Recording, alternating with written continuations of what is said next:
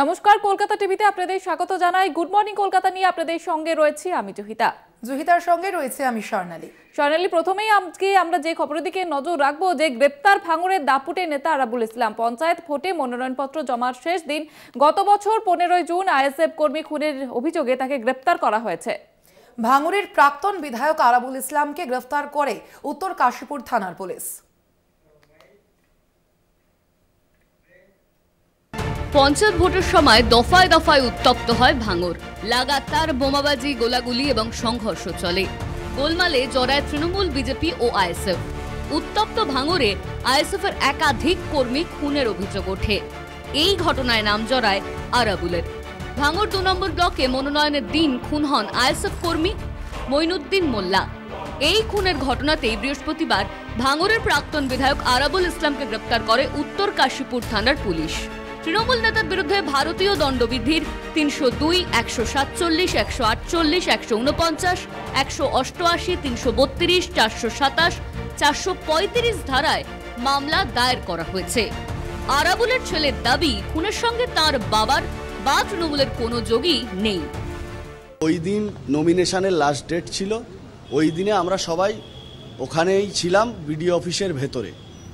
যদি আমি জানি না এই ঘটনায় 1% আরাবুল ইসলাম বা আমাদের দলের নেতৃত্বদের কোনো এখানে যোগাযোগ কোনো কিছুই নেই।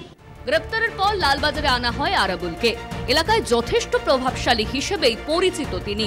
পঞ্চায়েত নির্বাচনের সময় আরাবুলের বিরুদ্ধে সরব হন ভাঙড়ের আইএসএফ বিধায়ক নওসাদ সিদ্দিকীও।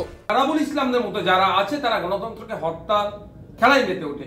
আমাদের দ্বারাই আমাদের পার্টি কর্মীকে খুন করেছিল, সেজন্য আমাদের দ্বারাই কলকাতা হাইকোর্টে একটা কেস করেছিলাম।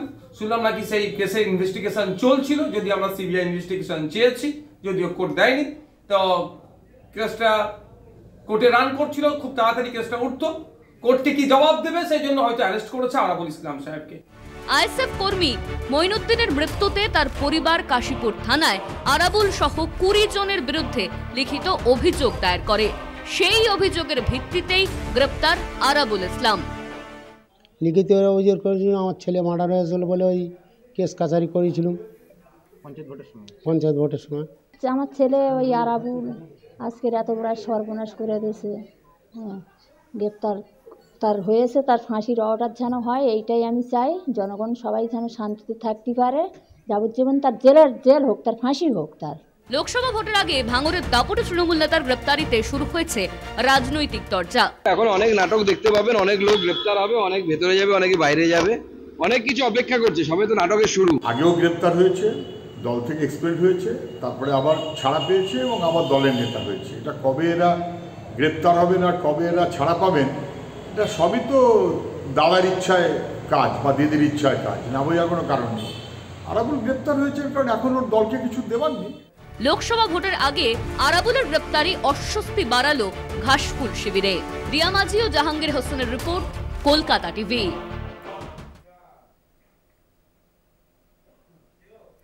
বিতর্কের মাঝেই সংসদে দাঁড়িয়ে বিদায় বার্তা দেব ওরফে দীপক অধিকারীর।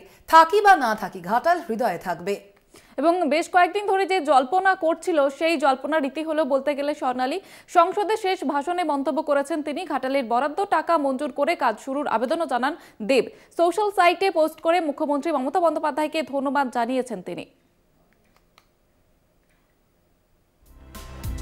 রাজনীতিতে কি আর থাকছেন না দেব? আর কিছু ঘন্টার অপেক্ষা পোস্টের পর দেবকে নিয়ে এই প্রশ্নই জোরালো হয়েছিল।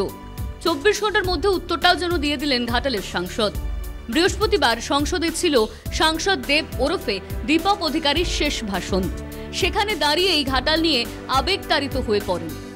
সাংসদের বক্তব্য, থাকি বা না থাকি, ঘাটাল হৃদয়ে থাকবে। থাকি বা না থাকি এমপি হিসেবে, কিন্তু ঘাটালের মানুষের দুঃখটা যেন কোথাও যেন মিটে যায়, যেন ঘাটালের মানুষ যেন ভালো থাকে।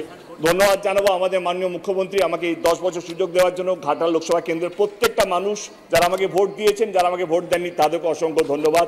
আমি থাকি বা না থাকি, ঘাটাল আমার মনের মধ্যে সারা জীবন থাকবে। ঘাটালের বরাদ্দ টাকা মঞ্জুর করে কাজ শুরুর আবেদনও জানান। ঘাটাল মাস্টার প্ল্যানের জন্য 10 বছর ধরে কেন্দ্রীয় সরকার কোনো অর্থ দেয়নি বলে অভিযোগ করেন সাংসদ। তার কথায় যা করার রাজ্য করেছে। আমি প্রথমবার বলেছিলাম পার্লামেন্টে, আজকে আমার শেষ দিন পার্লামেন্টে ঘাটাল মাস্টার প্ল্যান নিয়ে বলতে চাইছি যে 1950 থেকেই ঘাটাল মাস্টার প্ল্যান নিয়ে ঘাটালে মানুষের অনেক দিনের কষ্ট, অনেক দিনের বেদনা। আমি আপনার মাধ্যমে প্রধানমন্ত্রীকে রিকোয়েস্ট করতে চাইছি, এটা কোনো টিএমসির সমস্যা নয়, এটা কোনো বিজেপির সমস্যা নয়, এটা বাংলার সমস্যা। আমার মনে হয় এখানে দলকে সাইডে রেখে মানুষের কথা ভেবে আমার মনে হয় কি নেক্সট টার্মে যেন ঘাটাল মাস্টার প্ল্যানটা যেন এক্সিকিউট হয়। মানুষ বন্যার জন্য যে ক্ষতিগ্রস্ত হয়ে থাকে মানুষ যেন তার ফলটা পায়, মানুষ যেন ঘাটাল মাস্টার প্ল্যান যে স্বপ্নটা দেখেছিল সেই স্বপ্নটা যেন এবারে সত্যি হয়। ভাইরাল হওয়া অডিও বিতর্কেরও এদিন উত্তর দেন ঘাটালের সাংসদ তহবিলের টাকা থেকে 30% কমিশন দেব চাইতো বলে অভিযোগ তোলেন ঘাটালের প্রাক্তন বিধায়ক শঙ্কর দলুই। দেবের স্পষ্ট উত্তর, টাকা নিয়েছি প্রমাণ করতে পারলে রাজনীতি নয়, ইন্ডাস্ট্রি ছেড়ে দেব। কোনো কর্মীকে আমি কি বলি যে তাদের মধ্যে ঝামেলা লাগুক অন্য দলের সঙ্গে, সেটা আমি কোনোদিনও করিনি। আমি মানুষকে বাঁচিয়ে রাখা রাজনীতির মধ্যে বিশ্বাস করি, তাদেরকে ভালো রাখা রাজনীতির মধ্যে বিশ্বাস করি, আমি তাই করেছি। আমি এবারে ডিপেন্ড করছে পদে থাকি বা পদে না থাকি। এবারে মানুষে ভালো কাজ করার জন্য তার জন্য আমার মনে হয় না পদ লাগে, তার জন্য কোনো পোস্ট লাগে না, এমনিও কাজ করা যেতে পারে। বাট আগামী দিনে আমি রাজনীতি যদি আমি বলি 2024-এর লোকসভা নির্বাচন আমার মনে হয় পুরোপুরি দিদির উপরে নির্ভর। মমতা বন্দ্যোপাধ্যায়ের সঙ্গে কথা হয়েছে কি?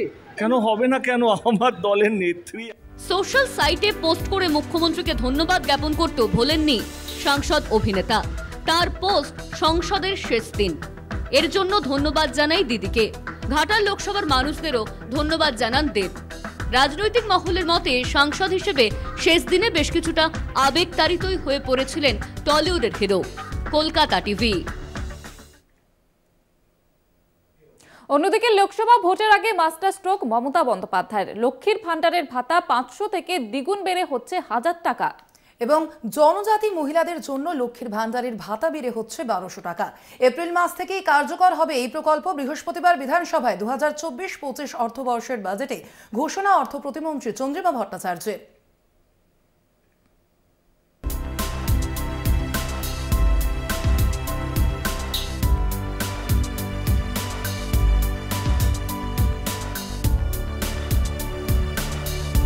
বাংলার মহিলাদের জন্য সুখবর। লোকসভা ভোটের আগে রাজ্য বাজেটে লক্ষ্মীর ভান্ডার প্রকল্প নিয়ে বড়সড় ঘোষণা।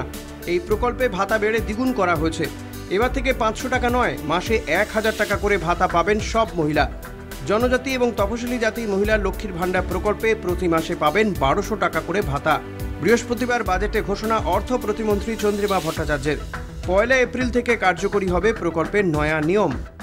আমাদের মা বোনেদের হাত আরো শক্ত করার জন্য এই মা মাটি মানুষ সরকার আনন্দের সঙ্গে জানাচ্ছে যে লক্ষ্মীর ভান্ডার প্রকল্পে তফসিলি জাতি এবং জনজাতি শ্রেণীর জন্য আর্থিক সহায়তা বৃদ্ধি করে মাসিক 1200 টাকা এবং অন্যান্যদের জন্য এই সহায়তা বৃদ্ধি করে মাসিক 1000 টাকা করা হবে।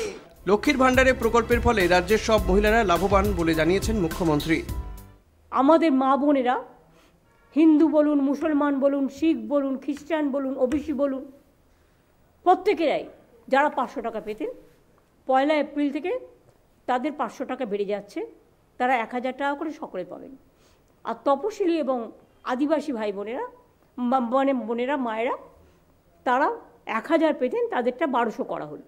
2021 সালের বিধানসভা নির্বাচনের আগে ফেব্রুয়ারিতে বাজেট পেশের সময় রাজ্য সরকারের তরফে লক্ষ্মীর ভান্ডারের প্রতিশ্রুতি দেওয়া হয়েছিল। ভোটে জিতে সরকার গড়ার পর লক্ষ্মীর ভান্ডার প্রকল্প চালু করেছিল রাজ্য সরকার। এই সামাজিক সুরক্ষা প্রকল্পের মাধ্যমে 2,11,00,000 মহিলা আর্থিক সহায়তা পাচ্ছেন। এবার লোকসভা নির্বাচনের আগেই লক্ষ্মীর ভান্ডারে বরাদ্দ বৃদ্ধি করল রাজ্য সরকার। কলকাতা টিভি। গুড মর্নিং কলকাতায় সময় এখন একটি বিরতির। ফিরছে আরো খবর নিয়ে, সঙ্গে থাকুন। 100 দিনের কাজের প্রকল্প নিয়ে কেন্দ্র রাজ্য সংঘাতের যে আবহ চলছে তার মধ্যেই বড়সড় ঘোষণা করল রাজ্য। মনরেগার পাল্টা হিসেবে বাজেটে কর্মশ্রী প্রকল্পের ঘোষণা।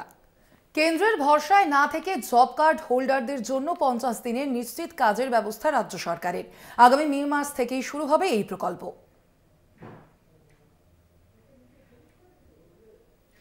মনরেগার পাল্টা কর্মশ্রী, 50 দিনের নিশ্চিত কাজ। আগামী মে থেকেই চালু নয়া প্রকল্প।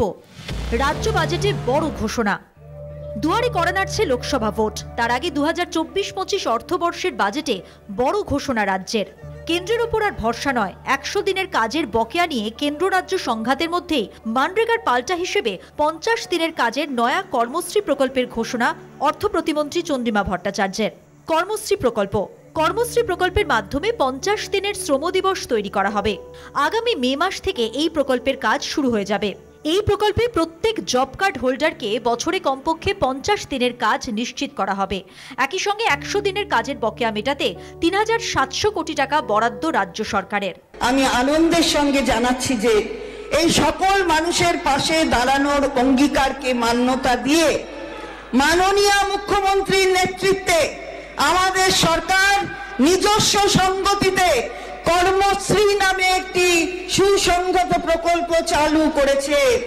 এই প্রকল্পে রাজ্য সরকার রাজ্যের প্রত্যেক জব কার্ড হোল্ডারকে বছরে কমপক্ষে 50 দিনের কাজ নিশ্চিত করবে। সাধারণ মানুষের সঙ্গে বঞ্চনা নয়, আর্থিক সংকটেও মানুষের জন্য বাজেট, বলেছেন মুখ্যমন্ত্রী মমতা বন্দ্যোপাধ্যায়। কোনোভাবে কেউ বঞ্চিত নন, বাংলা যেন কারো কাছে বঞ্চিত না হয়, এটা আমাদের আগামী দিনের লড়াইয়ের শপথ থাকবে। ভালো থাকুন। মামাটি মানুষ জিন্দাবাদ, মামাটি মানুষ ধন্যবাদ।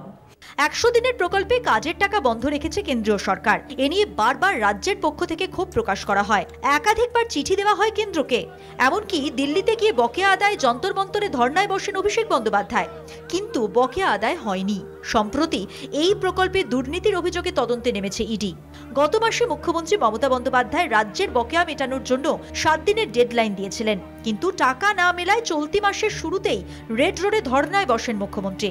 সেখান থেকেই মুখ্যমন্ত্রীর ঘোষণা, 100 দিনের কাজের প্রকল্পের বঞ্চিত 21 লক্ষ শ্রমিকদের ব্যাংক অ্যাকাউন্টে তাদের বকেয়া টাকা 21শে ফেব্রুয়ারি ঢুকে যাবে।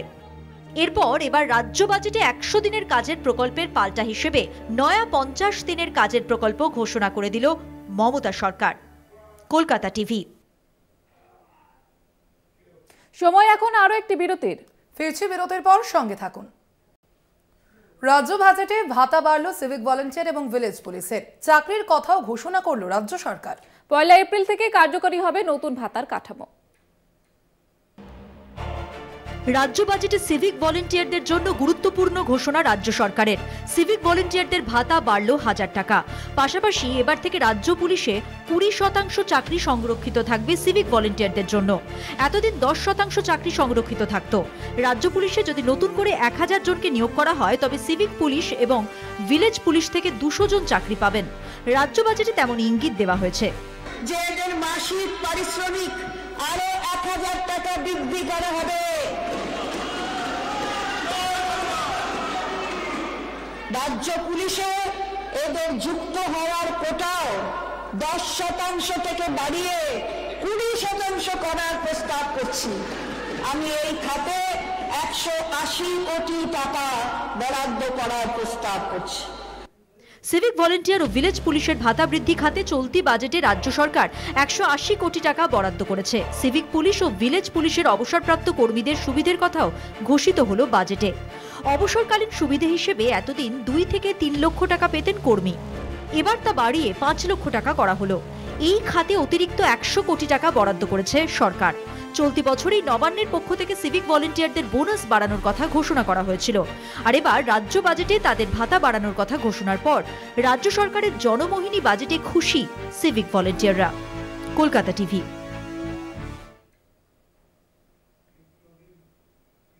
গুড মর্নিং কলকাতা এই পর্যন্তই। দেখতে থাকুন কলকাতা টিভি, রাত দিন 7 দিন।